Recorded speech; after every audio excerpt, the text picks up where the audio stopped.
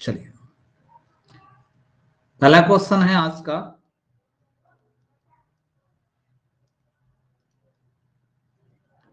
योजना आयोग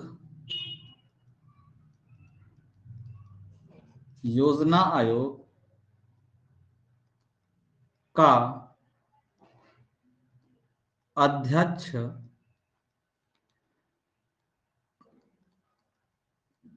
कौन होता था?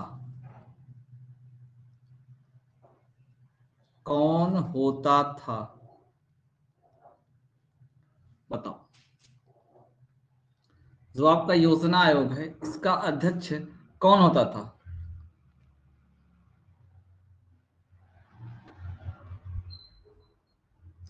कौन होता था भाई? पीएम यानी प्रधानमंत्री।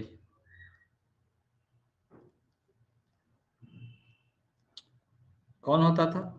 प्रधानमंत्री।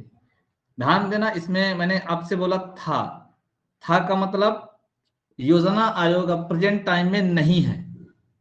योजना आयोग प्रेजेंट टाइम में नहीं है, लेकिन पहले हम योजना आयोग के बारे में थोड़ा सा जान लेते हैं, फिर इसके आगे की कहानी की चर्चा करते हैं। ठीक ना? ध्यान से सुना भैया। जो योजना आयोग है ना, योजना आयोग, इसका जो गठन हुआ था,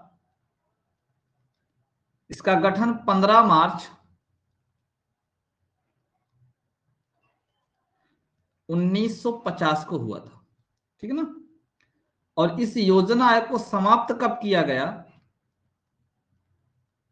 इसको समाप्त कब किया गया? 1 अप्रैल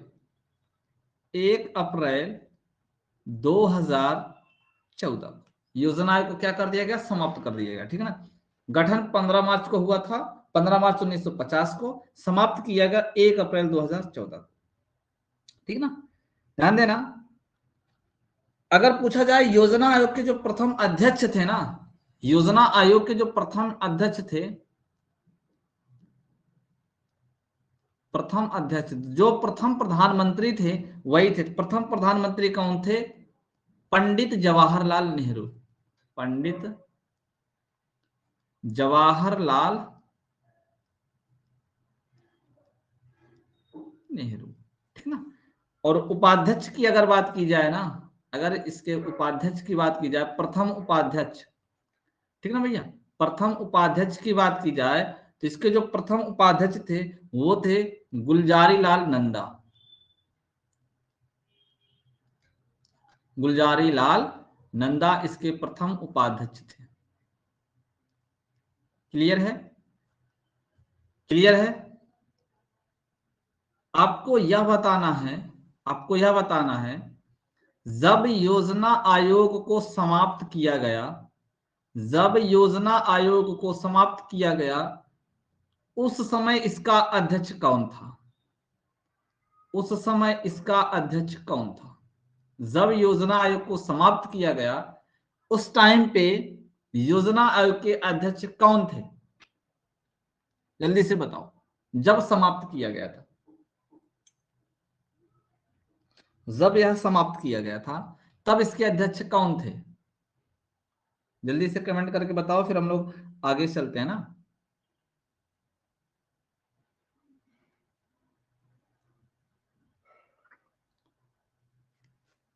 कौन थे भाई? उस समय थे नरेंद्र मोदी। पीएम कौन थे उस समय?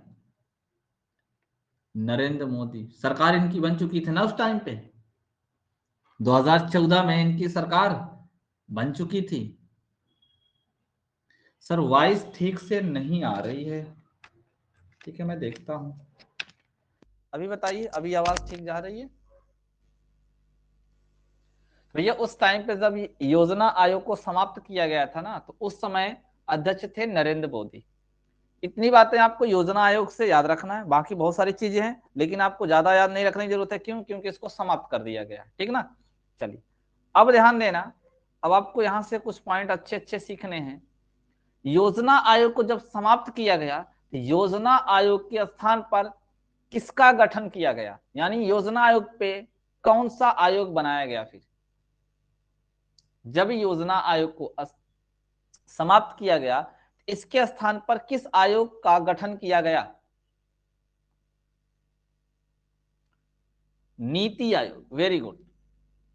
तो ध्यान देना, नीति आयोग, नीति आयोग का गठन हुआ किसकी जगह पे? योजना आयोग के स्थान पर। योजना आयोग को समाप्त कर, योजना आयोग को समाप्त कर नीति आयोग का गठन किया गया। ध्यान से सुनना मेरी बात को। यह नीति आयोग जब गठित किया गया, कब गठित किया गया? सबसे पहले बताओ, इसका गठन कब किया गया? नीति आयोग कब बनाया गया?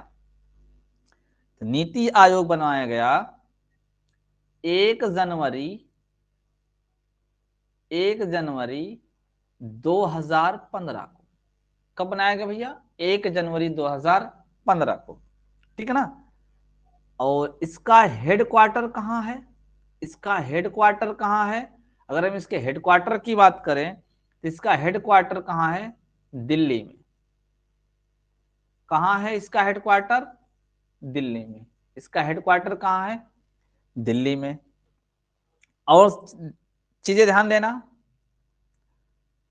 यह योजना आयोग जो बनाया गया ना, इस योजना आयोग को भारत का थिंक टैंक कहते हैं। क्या बोलते हैं? भारत का थिंक टैंक। क्या बोला जाता है इसको? भारत का थिंक टैंक। ठीक है, भारत का थिंक टैंक इसको बोला जाता है। क्लियर है ना? और ध्यान देना, यह एक गैर संवैधानिक निकाय है। ठीक है ना? एक गैर संवैधानिक निकाय है, यह भी याद रखना अगर आपसे पूछा जाए तो। गैर संवैधानिक निकाय है।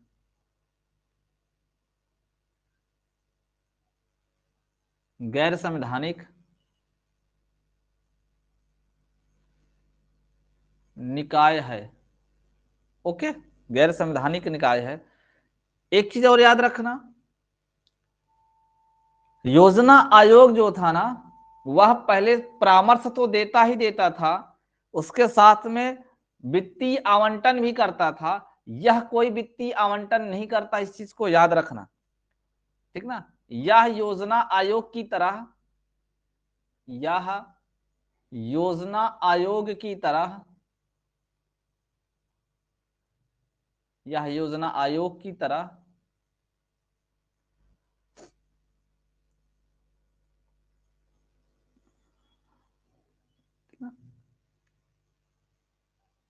कोई वित्तीय आवंटन नहीं करता। कोई वित्तीय आवंटन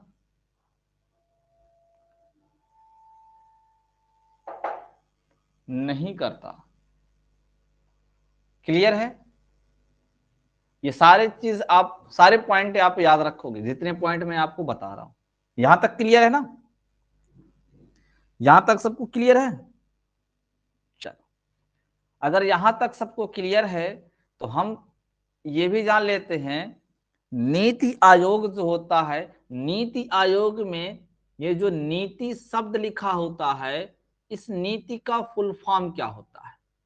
इस नीति का फुल फॉर्म क्या होता है, यह भी आपसे पूछा जाता है। तो नोट करना, national national institution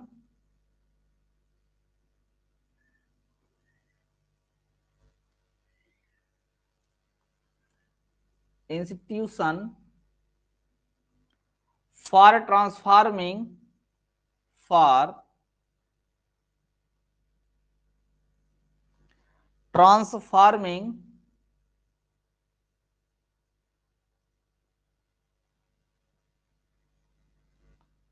India, transforming India. अगर हिंदी में बात करें तो राष्ट्रीय भारत परिवर्तन संस्थान। क्या है भैया?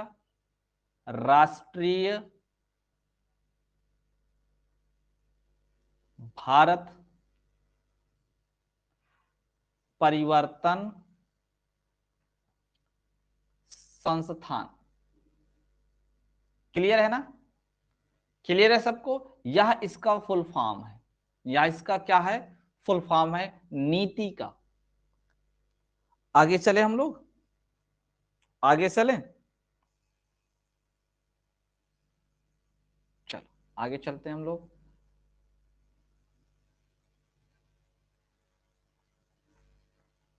अभी हम लोग नीति आयोग के बारे में और कुछ जान लेते हैं, ठीक ना? नीति आयोग के बारे में और कुछ अभी हम लोग जान लेते हैं। देखो भैया, जो नीति आयोग है ना, ध्यान देना, इसमें एक अध्यक्ष होता है, एक अध्यक्ष होते हैं, एक उपाध्यक्ष, एक उपाध्यक्ष होता है, ठीक ना? एक सीईओ होते हैं, और पूर्णकालिक सदस्य, पूर्णकालिक सदस्य, पूर्णकालिक सदस्य जो होते हैं ना, इनकी संख्या 5 होती है। जो सिंगल है उनकी संख्या मैं नहीं लिख रहा हूं, ठीक ना? जो सिंगल से ज्यादा है मैं उनकी संख्या लिख रहा हूं। कुछ पदेन सदस्य होते हैं,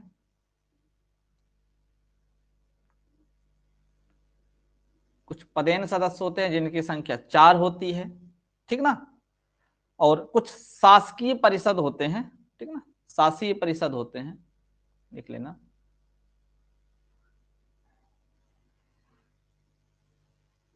और कुछ विशेष आमंत्रित सदस्य होते हैं, और कुछ जो होते हैं ना विशेष आमंत्रित सदस्य होते हैं, विशेष आमंत्रित सदस्य होते हैं। आपको याद यहां से क्या रखना है? अध्यक्ष के बारे में मालूम है, उपाध्यक्ष के बारे में मालूम है, इन दोनों को मैं अंडरलाइन कर रहा हूं। आपको ये याद होने चाहिए इसमें कितने पदेन सदस्य होते हैं, कितने पूर्णकालिक सदस्य होते हैं। क्यों? क्योंकि पूर्णकालिक सदस्य से क्वेश्चन पूछा जा चुका है कि नीति आयोग में पूर्णकालिक सदस्यों की संख्या कितनी होती है, ये एग्जाम में पूछा जा चुका है। तो यहां से याद रखना 5 पूर्णकालिक सदस्य होते हैं, ठीक है? आगे चलो, आगे की मैं बात करता हूं, ध्यान से देखना। ये जो उपाध्यक्ष होते हैं ना भैया, उपाध्यक्ष, ये जो उपाध्यक्ष होते हैं इनकी नियुक्ति कौन करता है? इनकी नियुक्ति, इनकी नियुक्ति प्रधानमंत्री करता है। कौन करता है? प्रधानमंत्री करता है, ठीक है ना? प्रधानमंत्री करता है। और ध्यान देना, इन्हें कौन से मंत्री का दर्जा प्राप्त होता है, यह एग्जाम में पूछा जा चुका है। जो उपाध्यक्ष होते हैं ना, इनको कैबिनेट मंत्री का दर्जा दिया गया है, कैबिनेट मंत्री का दर्जा, या कैबिनेट मंत्री के दर्जे के समान होता है, ठीक ना? या इन्हें कैबिनेट मंत्री का दर्जा दिया गया। यह भी एग्जाम में पूछा जा चुका है कि नीति आयोग के उपाध्यक्ष को किस मंत्री के पद का दर्जा दिया गया है? तो कैबिनेट मंत्री का, ठीक है? कैबिनेट मंत्री के समान इनको माना जाता है। चलिए, अगर हम यही बात करें उपाध्यक्ष की, सॉरी उपाध्यक्ष तो आपका हो गया ना, अध्यक्ष की बात करें, अध्यक्ष की बात करें तो अध्यक्ष भैया कौन होता है? अध्यक्ष होते हैं पीएम, आपको ये अच्छे से मालूम है, अध्यक्ष पीएम होते हैं, ठीक ना? और जो प्रथम अध्यक्ष थे, जो प्रथम अध्यक्ष थे, प्रथम अध्यक्ष वो कौन थे? नरेंद्र मोदी। कौन थे? नरेंद्र मोदी। क्लियर है ना? नरेंद्र मोदी। अच्छा, उपाध्यक्ष की अगर हम लोग बात करें, जो प्रथम उपाध्यक्ष थे वो कौन थे? प्रथम उपाध्यक्ष कौन थे? मालूम है क्या आप लोगों को? प्रथम उपाध्यक्ष, नीति आयोग के प्रथम उपाध्यक्ष अरविंद पनगड़िया। कौन थे? अरविंद पनगड़िया, अरविंद पनगड़िया, ठीक है ना? अरविंद पनगड़िया उपाध्यक्ष थे, ठीक ना? अगर अभी वर्तमान की बात की जाए ना भैया, वर्तमान उपाध्यक्ष की बात की जाए, वर्तमान उपाध्यक्ष, जरा बताओ वर्तमान में कौन उपाध्यक्ष है, वर्तमान में कौन उपाध्यक्ष है? तो नोट करना, doctor Rajeev Kumar, doctor Rajeev Kumar, doctor Rajeev Kumar present time में उपाध्यक्ष है। क्लियर है? क्लियर है कि नहीं क्लियर है?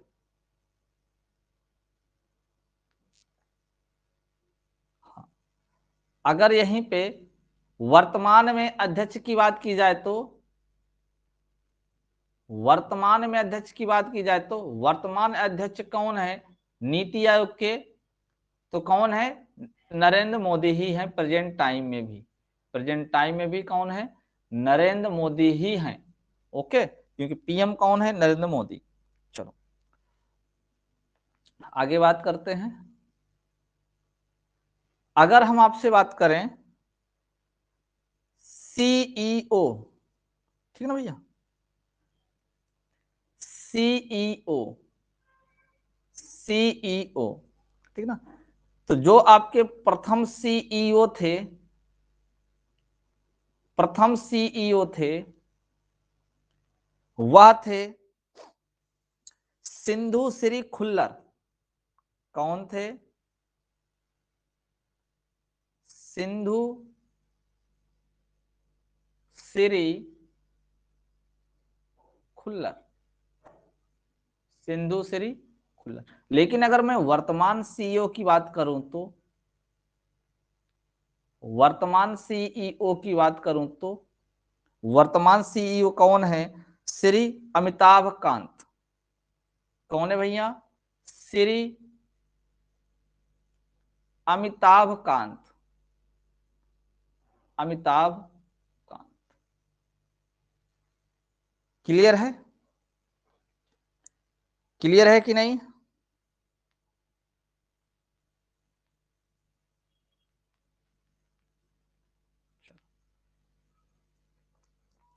अब ध्यान से देखना, पूर्णकालिक जो सदस्य होते हैं वो टोटल 5 होते हैं, लेकिन प्रेजेंट टाइम में पूर्णकालिक सदस्यों की संख्या 3 है।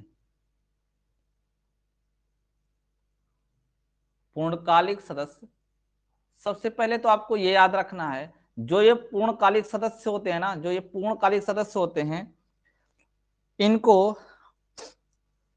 राज्य मंत्री के बराबर का दर्जा प्राप्त होता है। कौन से मंत्री का? राज्य मंत्री, राज्य मंत्री का दर्जा प्राप्त होता है, ठीक है ना, पूर्णकालिक सदस्यों को, ठीक है ना, ये आपको याद रखना है, ये आपको याद रखना। और अगर प्रेजेंट टाइम में बात करें ना, वर्तमान में, वर्तमान में बात करें, रमेश चंद्र हैं,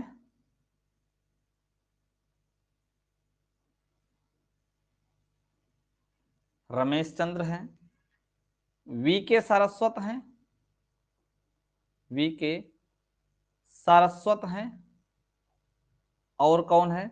डॉक्टर वी के पॉल। दोनों में आपका वी के लगा है, याद रखना, एक वी के सारस्वत हैं और एक वी के पॉल हैं, ये आपको याद रखना है, ठीक है ना, यह आपको याद रखना है। क्लियर है? समझ में आया आप लोगों को? यहां तक, यहां तक आप लोगों को समझ में आया कि नहीं आया? चलो, नोट कर रहे हो कि नहीं कर रहे हो?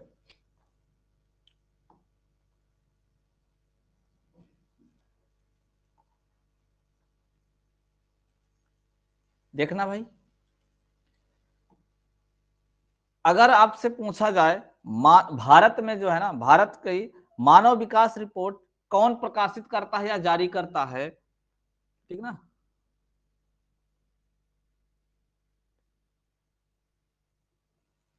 भारत की मानव विकास रिपोर्ट जारी करता है, कौन जारी करता है? तो नोट कर लेना, कौन जारी करता है, नोट करना आप लोग, नोट करना आप लोग, नीति आयोग। इसकी जो रिपोर्ट प्रकाशित करता है वो कौन प्रकाशित करता है? नीति आयोग प्रकाशित करता है, ठीक है ना। और याद रखना, अगर राज्य स्तर की बात की जाए ना, राज्य स्तर पर मानव विकास रिपोर्ट प्रकाशित करने वाला प्रथम राज्य, रिपोर्ट प्रकाशित करने वाला, जारी करने वाला प्रथम राज्य, जिसका प्रथम राज्य है एमपी, मध्य प्रदेश। ठीक ना। राज्य स्तर पर मानव विकास रिपोर्ट जो जारी किया गया, किसने जारी किया है? मध्य प्रदेश ने जारी किया है। एक क्वेश्चन आपको और लिखना है इससे, ठीक ना। जो योजनाएं होती हैं ना, योजनाओं को अंतिम स्वीकृति कौन देता है? योजनाओं को अंतिम स्वीकृति कौन देता है?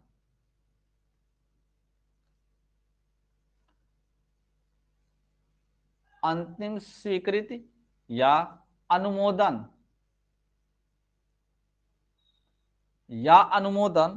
ध्यान देना, राष्ट्रीय विकास परिषद करता है। कौन करता है? राष्ट्रीय विकास परिषद, राष्ट्रीय विकास परिषद यानी NDC। ये जो है ना, योजनाओं को अंतिम स्वीकृति या अनुमोदन करता है। ठीक ना, ठीक ना। क्लियर है? बताओ, यहां तक सबको क्लियर है?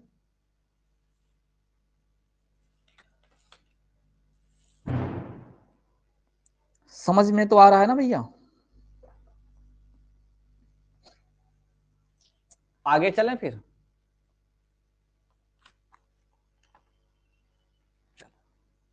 नेक्स्ट क्वेश्चन की तरफ चलते हैं हम लोग। अगला प्रश्न है हमारा,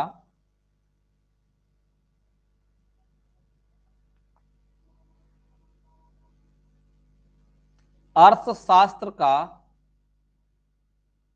जनक, अर्थशास्त्र का जनक किसे कहा जाता है? अर्थशास्त्र का जनक किसे कहा जाता है?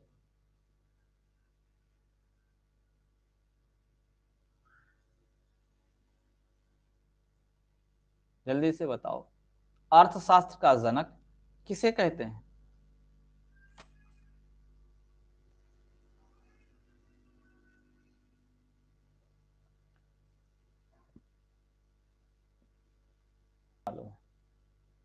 ध्यान देना, अर्थशास्त्र का जनक जो है एडम स्मिथ को बोला जाता है। कौन है? Adam Smith. ठीक, Adam Smith. Okay, Adam Smith अर्थशास्त्र के जनक हैं।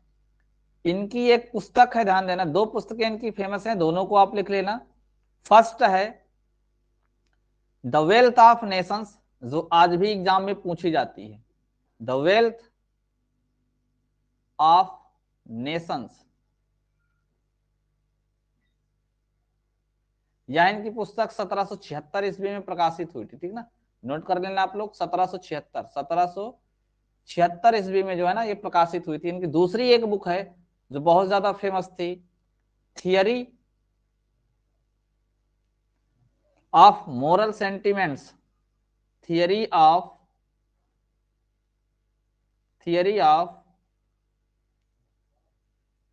Moral sentiments.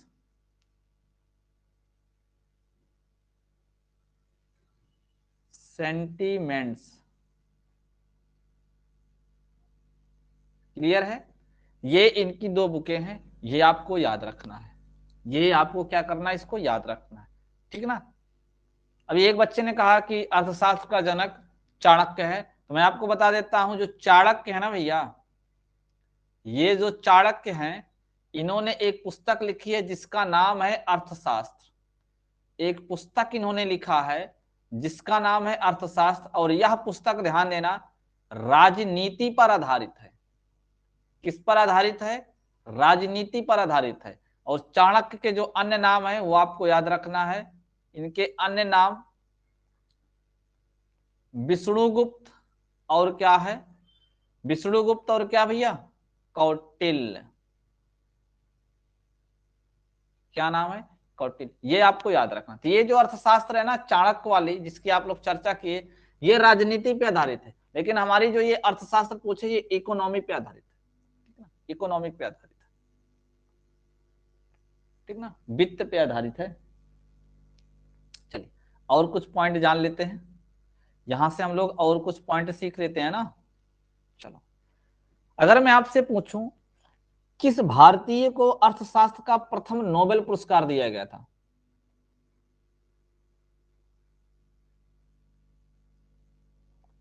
प्रथम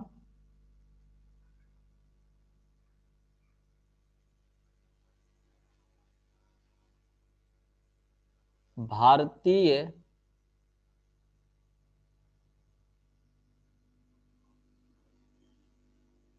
नोबेल पुरस्कार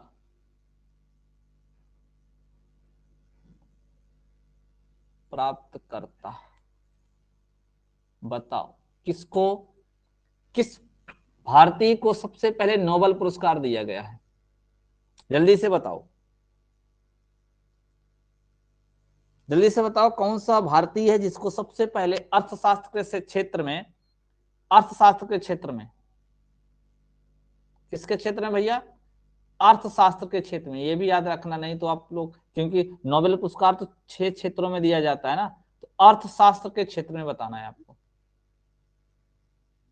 प्रथम भारतीय नोबेल पुरस्कार प्राप्त करता अर्थशास्त्र के क्षेत्र में कौन है, अमर्त्य सेन।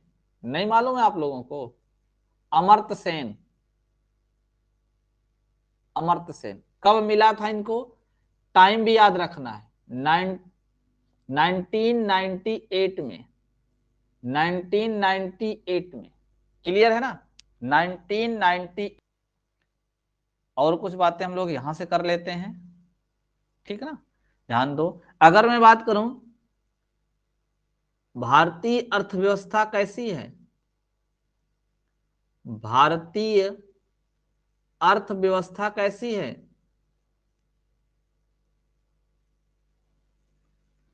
विकासशील है।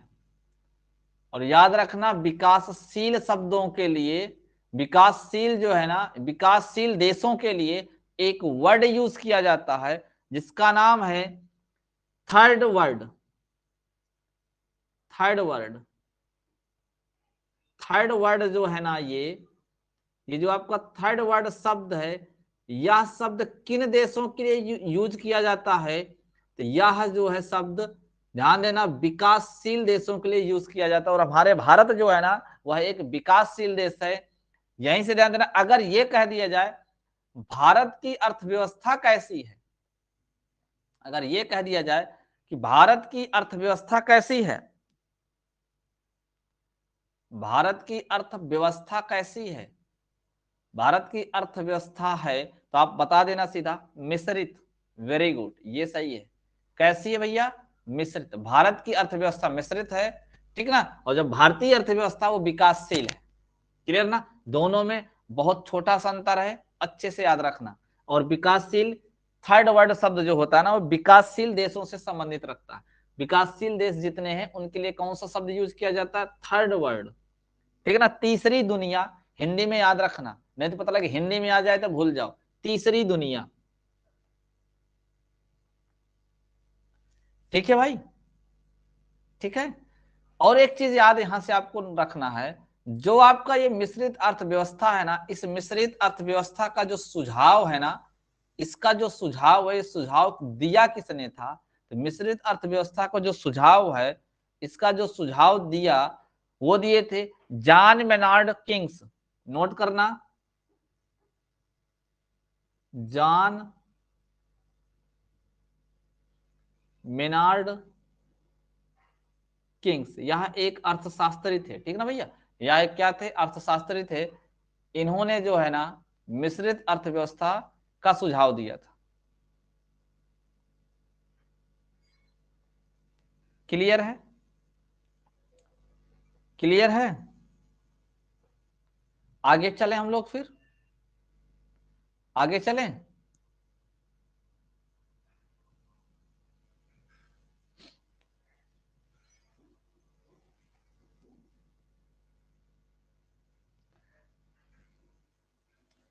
अगला प्रश्न है आप लोगों का, अगला प्रश्न है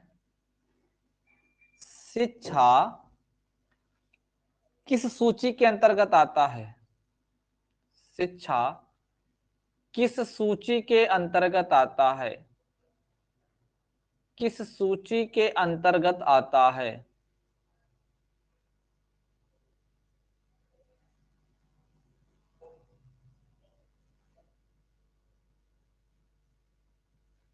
शिक्षा किस सूची के अंतर्गत आता है ये आपको बताना है।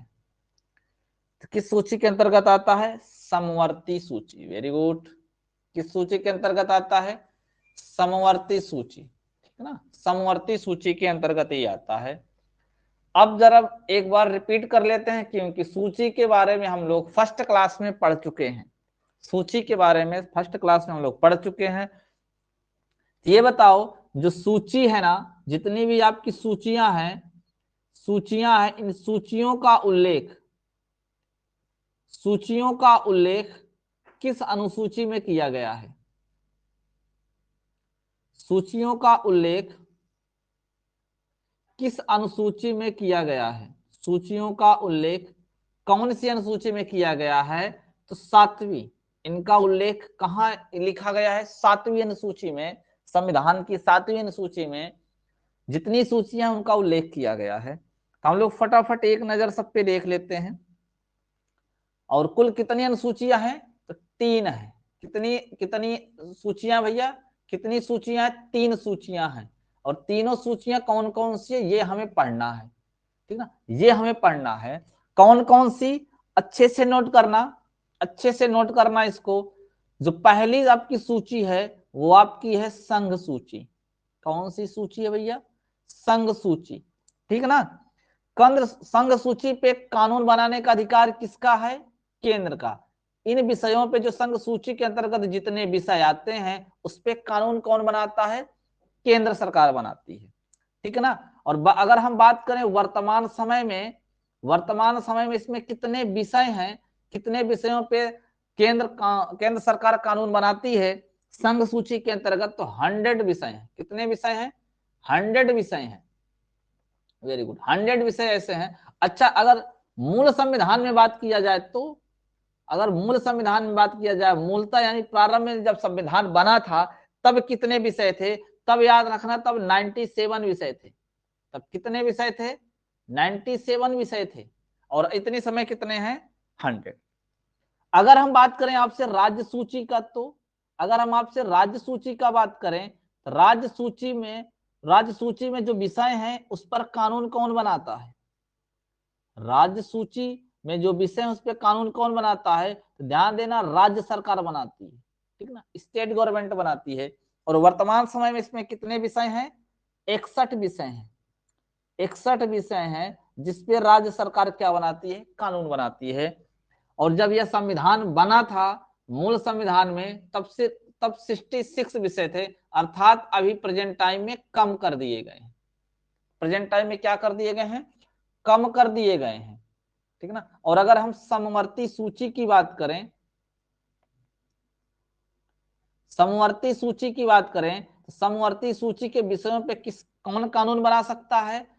तो इस पे ध्यान देना, केंद्र और राज्य दोनों मिलकर कानून बनाती है, ठीक ना। दोनों को कानून बनाने का अधिकार है इस पे। केंद्र का भी अधिकार है और राज्य का भी अधिकार है। तो प्रेजेंट टाइम में इसमें कितने विषय हैं? तो इसमें प्रेजेंट टाइम में 52 विषय हैं। वर्तमान में 52 विषयों पर केंद्र और राज्य ये कानून बनाती है जो समवर्ती सूची के अंतर्गत आता है। और मूल संविधान में कितने थे? तो 47 विषय थे। कितने थे? 47। सिर्फ राज्य सूची में घटाया गया है, बाकी सभी में बढ़ाया गया। इसमें यहां से ध्यान दो, इसमें यहाँ पे +3 किया गया है, यहाँ पे -5 किया गया है, और यहाँ पे कितना किया गया है? +5 किया गया है। क्लियर है ना। यहाँ पे इतने विषय आपके प्लस और माइनस किए गए हैं सूचियों में। बताओ, यहां तक कंफर्म है आप लोगों को? यहां तक कंफर्म है? और पॉइंट कुछ देख लो। आज हम थोड़ा सा आपको और बता देते हैं। कभी कभी एग्जाम में पूछा जाता है ना, कभी कभी पूछा जाता है जैसे यही शिक्षा किस सूची के अंतर्गत आता है, तो ये आपसे पूछा जाता है एग्जाम में, तो हम चर्चा कर लेते हैं, ठीक ना, हम लोग चर्चा कर लेते हैं कि शिक्षा के अंतर्गत कौन कौन आता है, मुख्य रूप से जो एग्जाम में पूछा जाते हैं। ध्यान दो, जैसे आपका रक्षा का क्षेत्र हो गया ना, रक्षा का क्षेत्र हो गया, रक्षा के क्षेत्र पे कानून कौन बनाएगी, संघ सूची यानी केंद्र सरकार बनाएगा। अगर विदेशी मामले हैं, विदेशी मामले हैं या विदेशी व्यापार है, विदेशी मामले हैं, जो भी विदेशी मामले होंगे उस पे कानून कौन बनाएगा, संघ सूची। युद्ध किसके अंतर्गत आता है, संघ सूची के अंतर्गत आता है। हमारी जो जनगणना की जाती है ना, जनगणना किसके अंतर्गत आती है, संघ सूची के अंतर्गत आती है। जो सीमा शुल्क लिए जाता है, जो सीमा शुल्क लिए जाते हैं ना, सीमा शुल्क, ये भी इस पे कानून बनाने का अधिकार संघ सूची का, ये भी संघ सूची के अंतर्गत आते हैं। टेलीफोन, टेलीफोन हो गया आपका, विदेशी व्यापार हो ही गया है, हम आपको विदेशी मामलों के बारे में बता दिए हैं।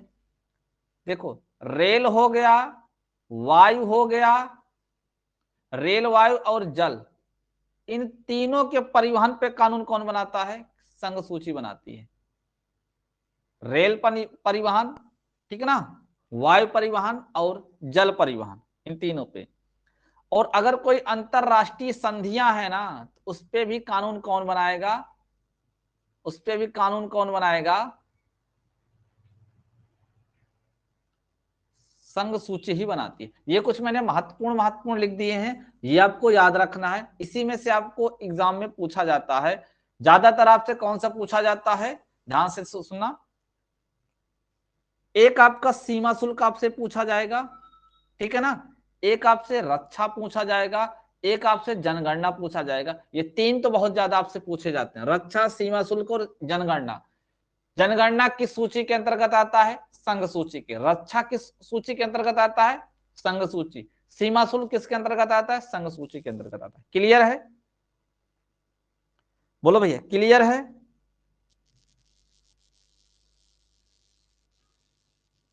अगर हम राज्य सूची की बात करें ना, राज्य सूची की बात करें, तो राज्य सूची के अंतर्गत ध्यान देना क्या क्या आता है, लोक सेवा,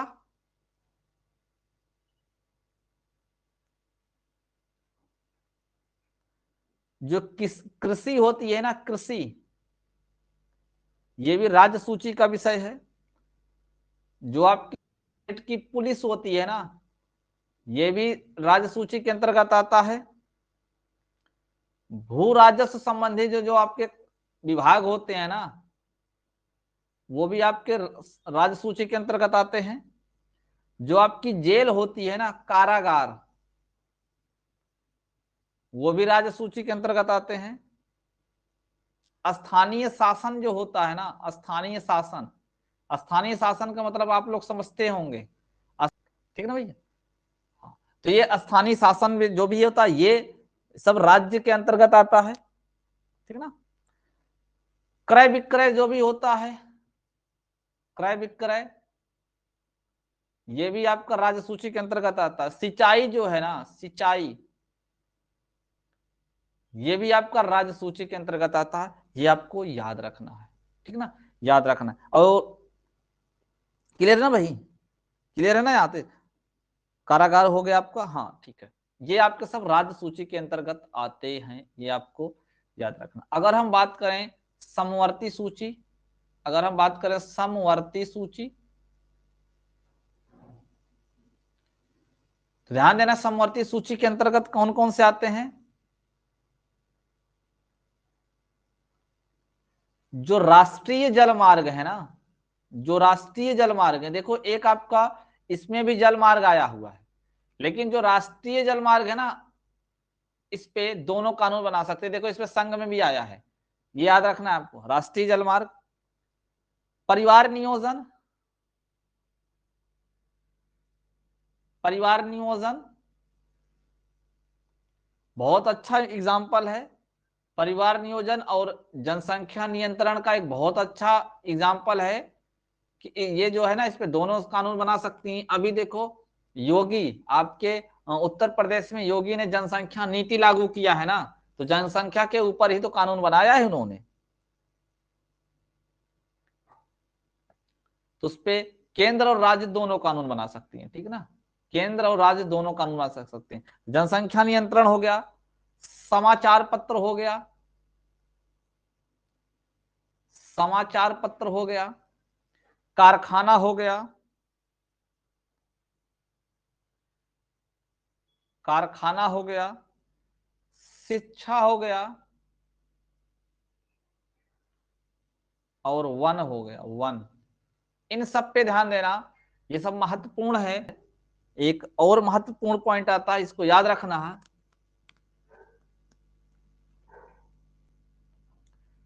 मोस्ट इंपॉर्टेंट, नोट करना, ये पॉइंट आपके लिए मोस्ट इंपॉर्टेंट है, ठीक है ना, ये मोस्ट इंपॉर्टेंट है, याद रखना।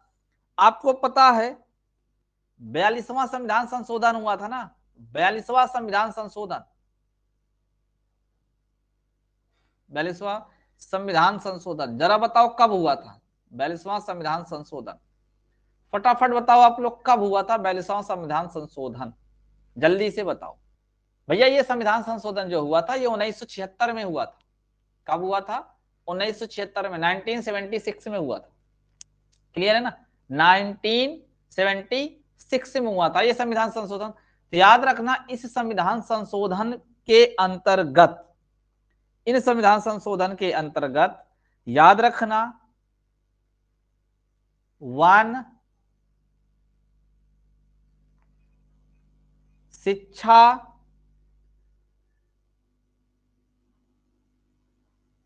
जनसंख्या नियंत्रण, जनसंख्या नियंत्रण, परिवार नियोजन,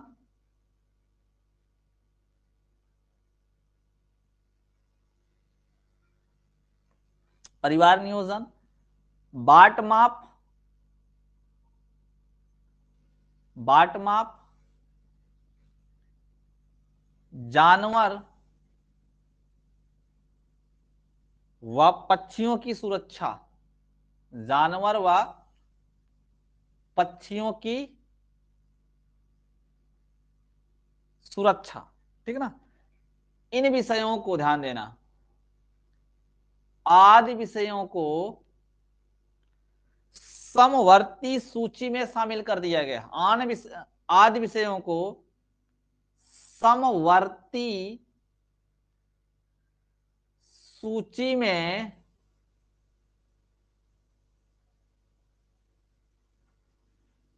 शामिल कर दिया गया है। ये आपको याद रखना है।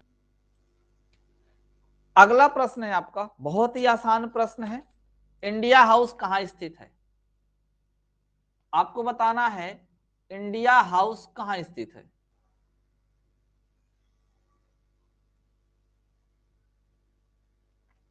इंडिया हाउस कहां स्थित है?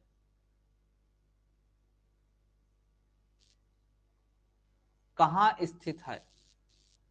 जल्दी से बताएं, इंडिया हाउस कहां स्थित है? मालूम है किसी को? भाई मालूम है किसी को इंडिया हाउस कहां स्थित है? नहीं मालूम, किसी को भी नहीं मालूम। भैया ये इंडिया हाउस जो है ना, लंदन में स्थित है। कहां स्थित है? लंदन में। कहां है? लंदन में। ये है क्या? ये जो इंडिया हाउस है, जरा आप बताओ ये इंडिया हाउस है क्या? इसके बारे में जरा मुझे बताओ। ये भैया इंडिया हाउस जो है ना, ये इंडिया हाउस क्या है? यह एक छात्रावास है, एक छात्रावास है, ठीक ना, एक छात्रावास है, ठीक है ना, ये चीज आपको याद रखना है। तो अगर इसके संस्थापक की बात की जाए ना, देखो पहले तो ये बिल्डिंग ऑलरेडी बनी बनाई थी, लेकिन इसका इंडिया हाउस जो नाम रखा गया ना, इसलिए इसका संस्थापक बोला गया श्यामजी कृष्ण वर्मा को।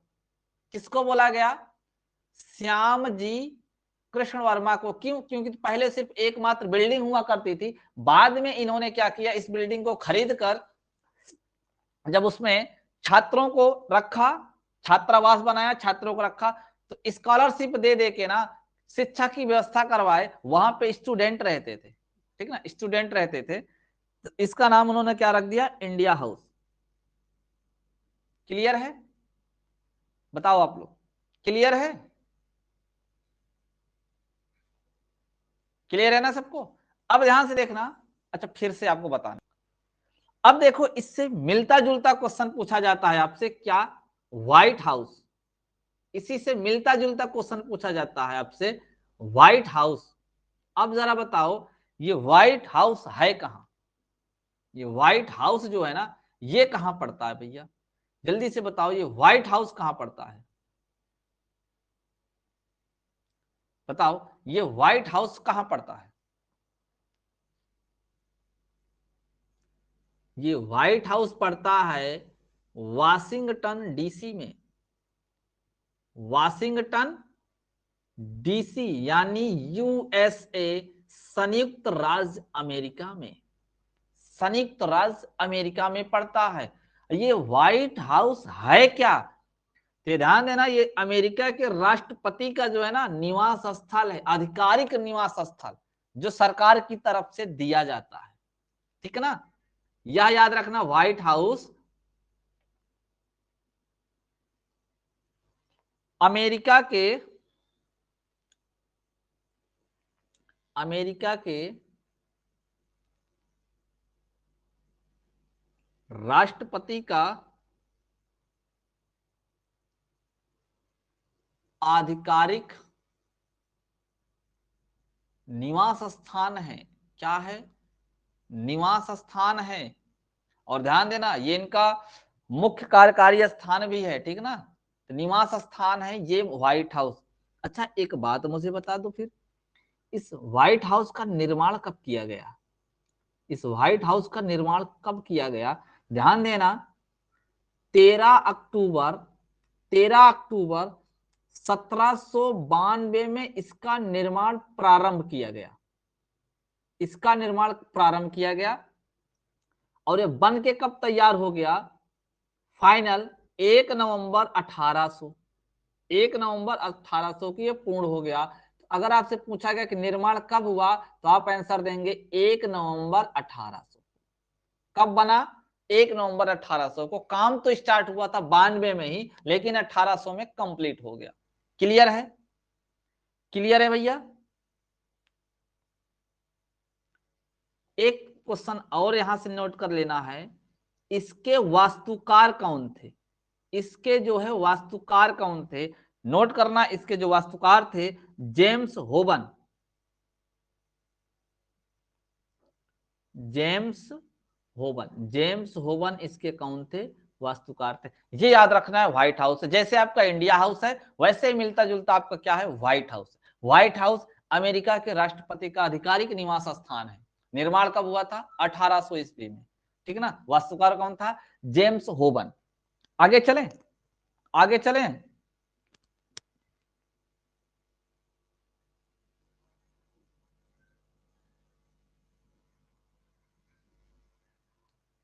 अगर जब निवास स्थान की बात आई है तो हम क्यों ना अपने भारत देश के राष्ट्रपति भवन की बात कर लेते हैं, क्यों भाई, जब राष्ट्रपतियों के निवास स्थान की बात हम कर ही दिए थे तो राष्ट्रपति भवन की भी चर्चा कर लेते हैं, यहां से भी क्वेश्चन हो जाए, क्या दिक्कत रहेगी। जल्दी से बताओ ये राष्ट्रपति भवन पहला नंबर स्थित कहां है, स्थित कहां है ये राष्ट्रपति भवन, कहां है, दिल्ली में, कहां है भैया, दिल्ली में स्थित है। और एक चीज याद रखना, दिल्ली में जो है ना यह रायसीना की पहाड़ी पर स्थित है, ये मोस्ट इंपॉर्टेंट है, याद रखना, रायसीना की पहाड़ी पर, ये जो आपका राष्ट्रपति भवन बना है ये रायसीना की पहाड़ी पर स्थित है, ठीक है ना। यह भारत सरकार के राष्ट्रपति का क्या सरकारी आवास है, याद रखना, यह भारत के राष्ट्रपति का सरकारी आवास है, इसमें राष्ट्रपति रहते हैं, ठीक ना। इस राष्ट्रपति भवन में जो रायसीना की पहाड़ी पर स्थित है। अगर हम बात करें इसका निर्माण कब हुआ था, इसका निर्माण कब हुआ था राष्ट्रपति भवन के, तो ये भैया 1912 में स्टार्ट हुआ था, जब दिल्ली राजधानी बनी थी ना, तब इसका काम जो है ना प्रारंभ हुआ था। यह बन के कंप्लीट हो गया 1931 में, जब इंडिया गेट बना था। जब इंडिया गेट बना था ना, तब यह बन के तैयार हो गया। क्लियर है ना। अब आप समझ सकते हो, अब आप आराम से समझ सकते हैं। दोनों से आप घटना से याद रखना, जब दिल्ली राजधानी बनी तब इसका काम स्टार्ट हुआ, जब इंडिया गेट बना तब क्या हुआ, पूरी तरीके से बनके तैयार हो गया। अच्छा, इसके वास्तुकार कौन है, ये क्वेश्चन आपसे पूछा जाता है। अगर दिल्ली शहर का नाम आए तो 99% चांस किसका मारोगे, क्योंकि दिल्ली शहर का जो डिजाइन तैयार किया था, जो दिल्ली शहर का वास्तुकार था, वो हम आपको बता चुके हैं कौन था, लुटियंस। कौन था, लुटियंस। तो याद रखना आप लोग, इसका वास्तुकार कौन था, लुटियंस। लुटियंस था। कौन था, लुटियंस था। अगला प्रश्न है भैया आपका, लॉफिंग गैस का रासायनिक नाम क्या है। लॉफिंग गैस का रासायनिक नाम क्या है। लॉफिंग गैस का रासायनिक नाम,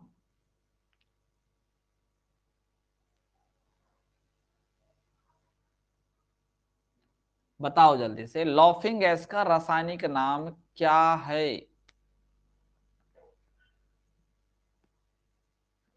क्या है भैया इसका रासायनिक नाम,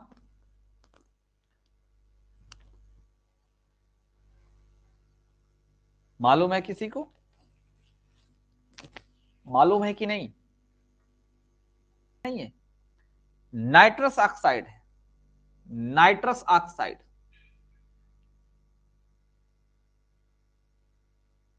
नाइट्रस ऑक्साइड है, नाइट्रस ऑक्साइड है। और अगर इसके सूत्र की बात करें, रासायनिक सूत्र का N2O है। क्या है, N2O। अब ध्यान देना, यहां से हम कुछ महत्वपूर्ण आपका लिखेंगे, ये आपके रासायनिक नाम, ठीक ना। तो ध्यान देना, जैसे आपके साधारण नमक का रासायनिक नाम क्या होता है, जो एग्जाम में आपसे पूछा जाएगा, उसी की चर्चा हम लोग पहले करेंगे। बताओ साधारण नमक का रासायनिक नाम क्या होता है।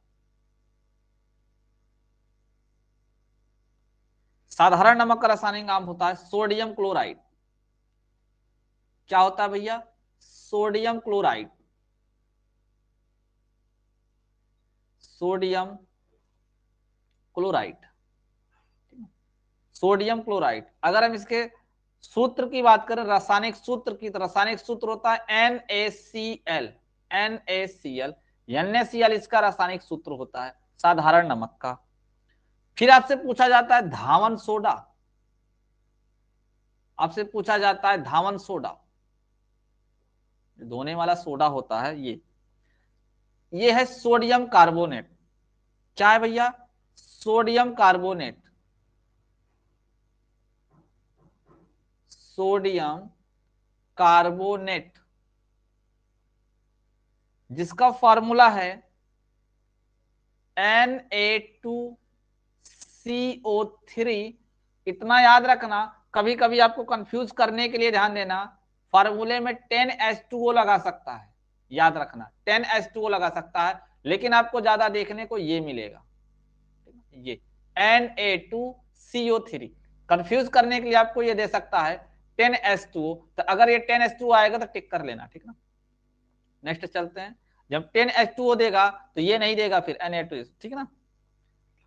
बेकिंग सोडा, यानी जो आप खाने वाला सोडा यूज करते हैं, बेकिंग सोडा, बेकिंग सोडा जो आप लोग पूड़ी कचौड़ी छानने में या जो फूलने वाली चीजें होती है ना, उसमें मिलाते हो ना आप लोग, बेकिंग सोडा। क्या होता है, सोडियम बाइकार्बोनेट होता है। बाई लगाओ इसमें बाई लग जाता है, बड़ा कंफ्यूजन होता है बच्चों को इसमें बाई लग जाता है, जो खाया जाता है ना उसमें बाई लग जाता है, सोडियम बाइकार्बोनेट, सोडियम बाइकार्बोनेट। ध्यान देना, अगर जब बाई लग गया ना तो यहां से इसमें 2 हटा देना है, पहला नंबर 2 हटा देना है, और क्या लगा देना है, H, NaHCO3, ये हो जाएगा सोडियम बाइकार्बोनेट का। 2 हटा के H ऐड कर देना, जो सोडियम कार्बोनेट का, फट से आपको सोडियम बाइकार्बोनेट में कन्वर्ट हो जाएगा। ये भी आपसे पूछा जाता है। आगे देखो, एक होता है आपका caustic soda. Caustic soda, caustic soda का रासायनिक नाम क्या होता है? कास्टिक सोडा का रासायनिक नाम होता है सोडियम हाइड्रोक्साइड। क्या होता है भैया? Sodium hydroxide.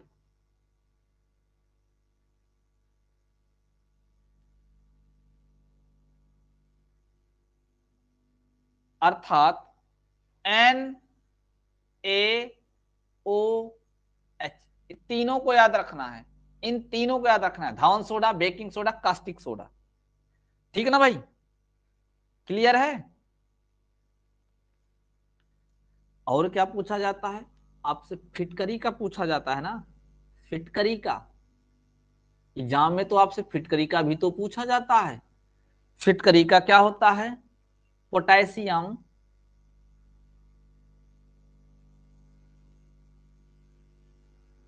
Potassium, aluminium, aluminium sulphate, sulphate.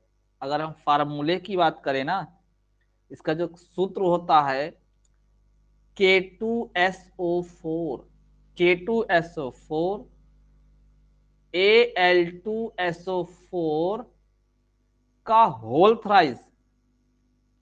इतना मिल गया तो ठीक है, नहीं तो बाद में ऐड कर लेना 24H2O।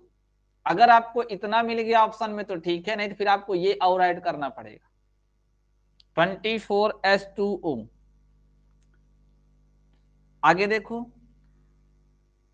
संगमरमर,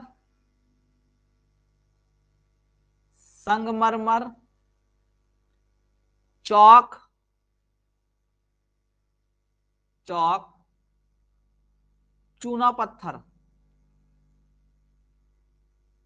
चूने का जो पत्थर होता है उसकी बात कर रहे हैं, चूना पत्थर। इसका होता है कैल्शियम कार्बोनेट। क्या होता है भैया?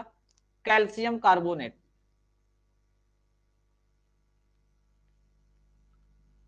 Calcium carbonate. ये जितना मैं लिख रहा हूं आपको सबका याद रखना है। क्यों? क्योंकि आपके एग्जाम में इसी से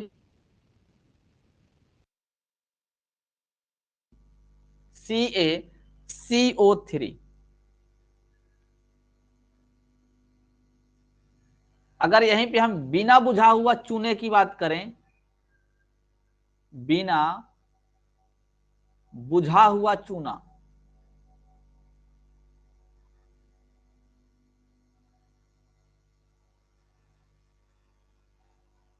calcium oxide.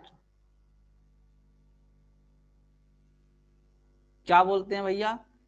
Calcium oxide.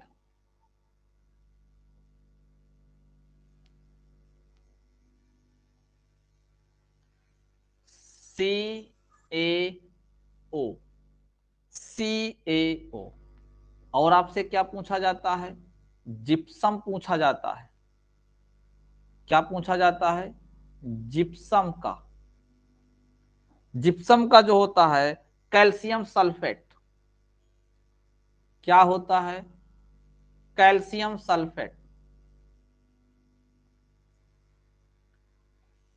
Calcium sulphate होता है CaSO4। इतना दिया तो ठीक है, नहीं तो 2H2O लगाना। अगर इतना दे दिया तो ठीक है, नहीं तो फिर आपका 2